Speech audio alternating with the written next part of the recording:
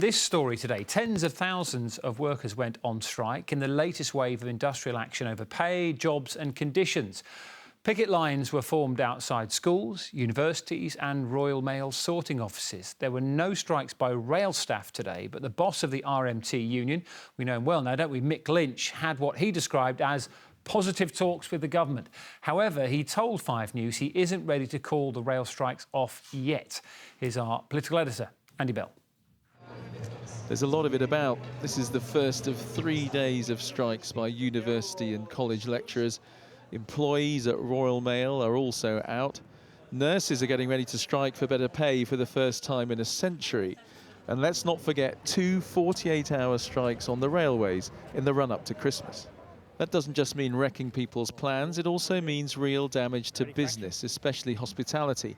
At London's Hippodrome Casino, they had been betting on the first proper post-COVID festive season. There's a palpable excitement of getting out, enjoying yourself for the first time properly in probably 2 years of Christmases. And it's worrying people. They don't know if the strike's going to happen or not. They're hoping the common sense will prevail and there will be meaningful talks and the strikes will get called off. But people are covering their options. They're asking, can they cancel at last minute? And it's not good. The head of the rail union, the RMT, met the Transport Secretary today. He said the meeting had gone well afterwards, so... It sounds like that was quite a positive meeting. How about, as a sort of gesture, you could call off the strikes before Christmas?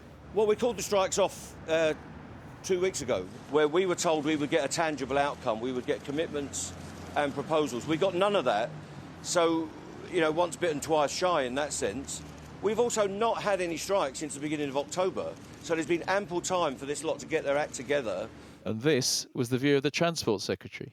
Well, look, I think the way we're going to get to a resolution here is that if there is agreement on the reform that's needed in the rail industry to make it more flexible and to take cost out of it, that is what frees up the resources to enable the employers, Network Rail and the train operating companies, to then make an improved pay offer to the trade unions. Away from the rail dispute, on the picket lines at the University of Southampton, it's about pay and more. Really, they need more staff because the staff we have are overworked.